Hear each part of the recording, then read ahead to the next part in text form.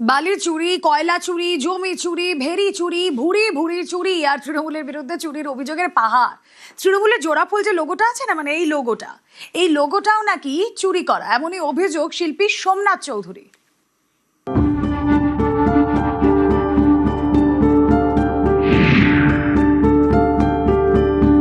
আমি অপেক্ষা ছিলাম যে কবে দাঁত নখ ভেঙে যাবে ওর, তখন আমি বলবো। বালি থেকে কয়লা, ভেড়ি থেকে জমি, তৃণমূলের বিরুদ্ধে চুরির অভিযোগের পাহাড়। রাজ্যে পালা বদলের পর একের পর এক নেতার ঠাঁই হয়েছে শ্রীঘরে। রাজ্য জুড়ে জেল যাত্রার হিড়িক।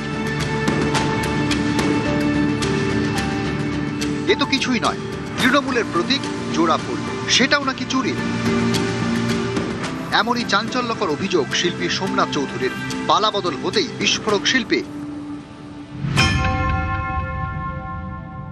মমতা ব্যানার্জির ইন্টারভিউ হচ্ছে ওখানে।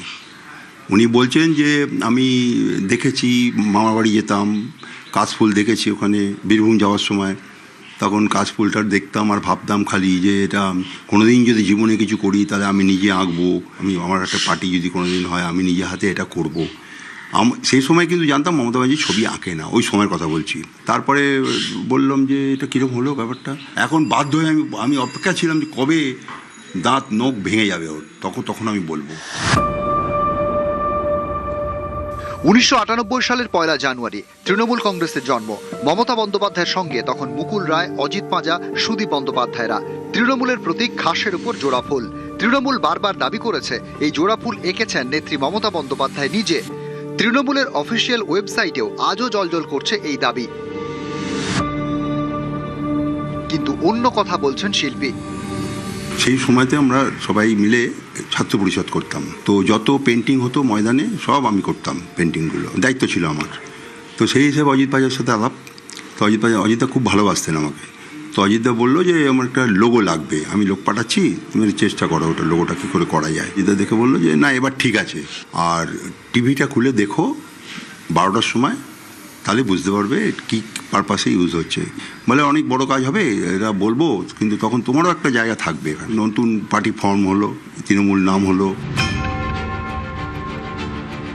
এরকম ধাক্কা পাইনি কোনোদিন যে আমার ছবি কেউ সই করে বিক্রি করে দেবে, বলবে আমি এঁকেছি। এই কিরম লাগে বলুন না, তখন খুব বাজে লেগেছিল। শিল্পীর দাবি, তাঁর আঁকা প্রতীক তৃণমূলের পতাকায়, পার্টি অফিসে, এমনকি নেত্রীর পোস্টারেও জল জল করছে। সব দেখেও কিছু করতে পারেননি তিনি। আমি আবার জিজ্ঞেস করলাম উঁচু মহলে, নাম বলবো না কারণ।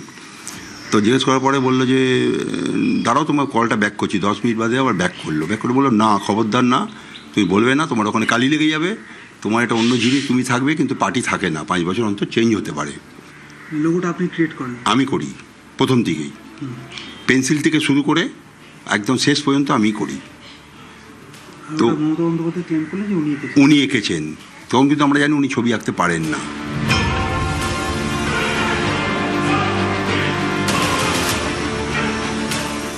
অজিত পাজা আমাকে ফোন করেছিলেন, তারপরে ফোনে বলেন যে সোমনাথ, আমি তোমায় একটা কথা বলছি, যে আমি তোমার কাছে বড় হয়ে আমি তোমার কাছে ক্ষমা চাইছি, মানে জোরহাত করে বলছি, তুমি কিছু মনে করবে না। আমি জানি এটা খুব বাজে ব্যাপার হয়েছে আমাদের মধ্যে, আলোচনা না করে এটা ইন্টারভিউ দিয়ে দিয়েছে, তুমি তো জানো।